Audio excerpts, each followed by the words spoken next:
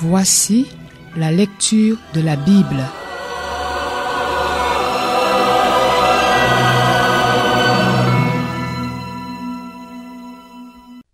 Jean, chapitre 3. Voyez quel amour le Père nous a témoigné pour que nous soyons appelés enfants de Dieu. Et nous le sommes. Si le monde ne vous connaît pas, c'est qu'il ne l'a pas connu, lui. Bien-aimés, nous sommes maintenant enfants de Dieu, et ce que nous serons un jour n'a pas encore été révélé. Mais nous savons que, lorsque Christ apparaîtra, nous serons semblables à lui parce que nous le verrons tel qu'il est. Toute personne qui possède cette espérance en lui se purifie comme lui-même est pur. Tous ceux qui pratiquent le péché violent la loi, puisque le péché, c'est la violation de la loi. Or, vous le savez, Jésus est apparu pour enlever nos péchés et il n'y a pas de péché en lui. Ceux qui demeurent en lui ne pêchent pas. Si quelqu'un pêche, il ne l'a pas vu et ne l'a pas connu. Petits enfants, que personne ne vous égare.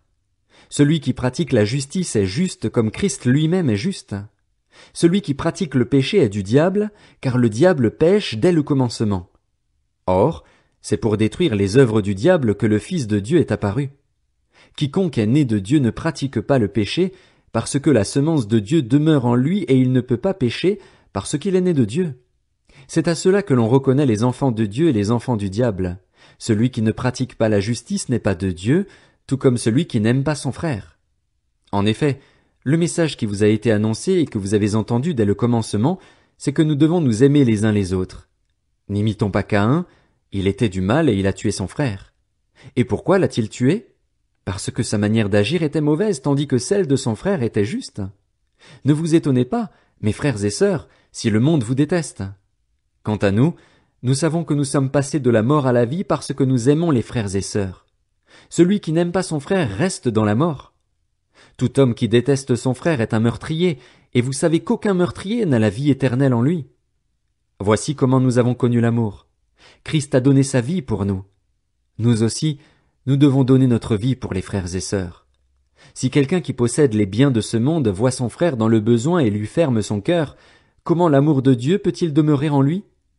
Petits enfants, n'aimons pas en parole et avec la langue, mais en acte et avec vérité. Par là nous saurons que nous sommes de la vérité et nous rassurerons notre cœur devant lui. En effet, même si notre cœur nous condamne, Dieu est plus grand que notre cœur et il connaît tout. Bien-aimés, si notre cœur ne nous condamne pas, nous avons de l'assurance devant Dieu. Quoi que nous demandions, nous le recevons de lui, parce que nous gardons ses commandements et faisons ce qui lui est agréable.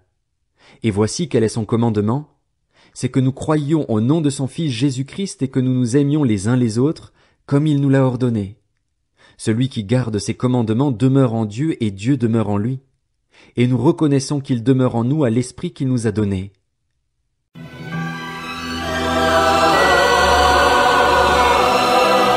C'était la lecture de la Bible.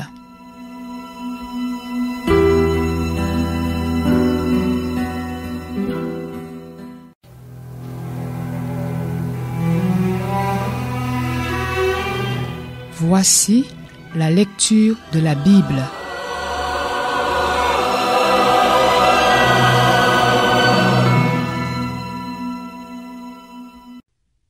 Jean, chapitre 4. Bien-aimés, ne vous fiez pas à tout esprit, mais mettez les esprits à l'épreuve pour savoir s'ils sont de Dieu, car plusieurs prétendus prophètes sont venus dans le monde. Voici comment identifier l'Esprit de Dieu. Tout esprit qui reconnaît que Jésus est le Messie venu en homme est de Dieu. Et si un esprit ne reconnaît pas que Jésus est le Messie venu en homme, il n'est pas de Dieu. C'est l'esprit de l'Antichrist. Vous avez appris sa venue, et maintenant déjà il est dans le monde. Vous, petits enfants, vous êtes de Dieu et vous avez vaincu ces prétendus prophètes parce que celui qui est en vous est plus grand que celui qui est dans le monde. Eux, ils sont du monde. Voilà pourquoi ils parlent d'après le monde et le monde les écoute. Nous sommes de Dieu. Celui qui connaît Dieu nous écoute, celui qui n'est pas de Dieu ne nous écoute pas. C'est ainsi que nous identifions l'esprit de la vérité et l'esprit de l'erreur. Bien-aimés, aimons-nous les uns les autres, car l'amour vient de Dieu, et toute personne qui aime est née de Dieu et connaît Dieu. Celui qui n'aime pas n'a pas connu Dieu, car Dieu est amour. Voici comment l'amour de Dieu s'est manifesté envers nous. Dieu a envoyé son Fils unique dans le monde afin que par lui nous ayons la vie. Et cet amour consiste non pas dans le fait que nous avons aimé Dieu, mais dans le fait que lui nous a aimés et envoyé son Fils comme victime expiatoire pour nos péchés. Bien-aimés, puisque Dieu nous a tant aimés, nous devons nous aussi nous aimer les uns les autres. Personne n'a jamais vu Dieu. Si nous nous aimons les uns les autres, Dieu demeure en nous et son amour est parfait en nous. Nous reconnaissons que nous demeurons en lui et qu'il demeure en nous au fait qu'il nous a donné de son esprit.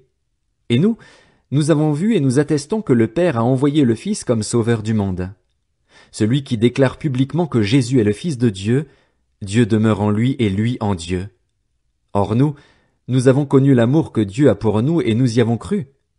Dieu est amour et celui qui demeure dans l'amour demeure en Dieu et Dieu demeure en lui. C'est en cela que l'amour est parfait en nous, de sorte que nous aurons de l'assurance le jour du jugement parce que nous sommes dans ce monde tel que lui, il est. Il n'y a pas de peur dans l'amour. Au contraire, l'amour parfait chasse la peur, car la peur implique une punition. Celui qui éprouve de la peur n'est pas parfait dans l'amour. Quant à nous l'aimons parce qu'il nous a aimés le premier. Si quelqu'un dit « J'aime Dieu » alors qu'il déteste son frère, c'est un menteur.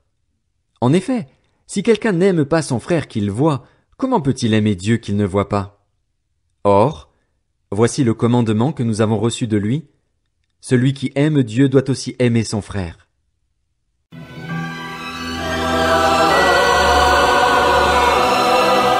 C'était la lecture de la Bible.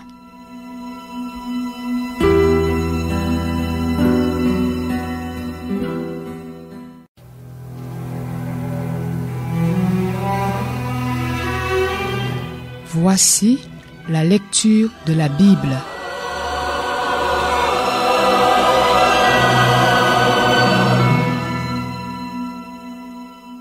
Jean, chapitre 5.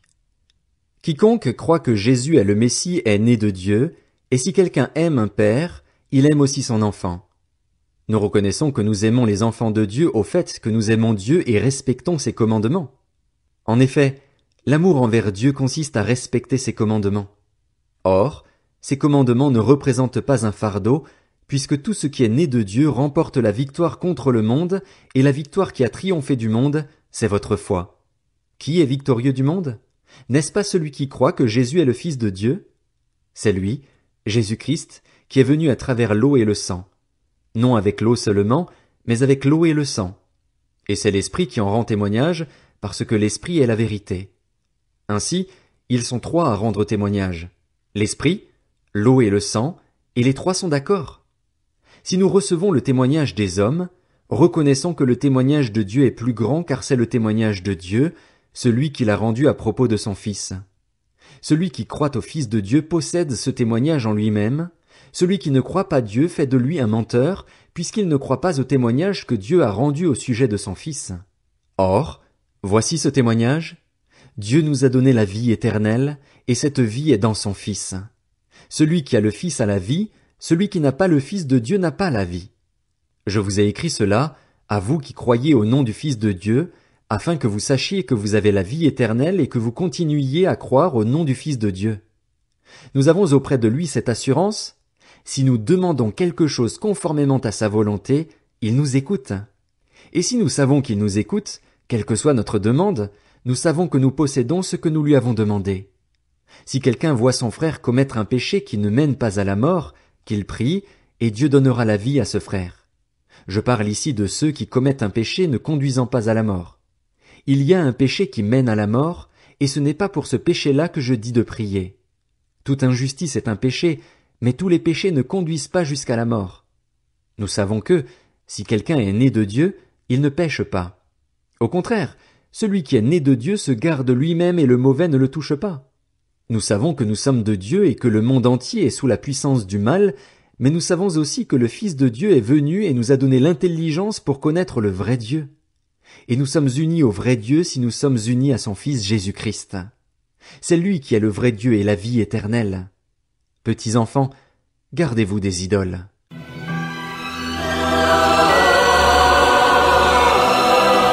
C'était la lecture de la Bible.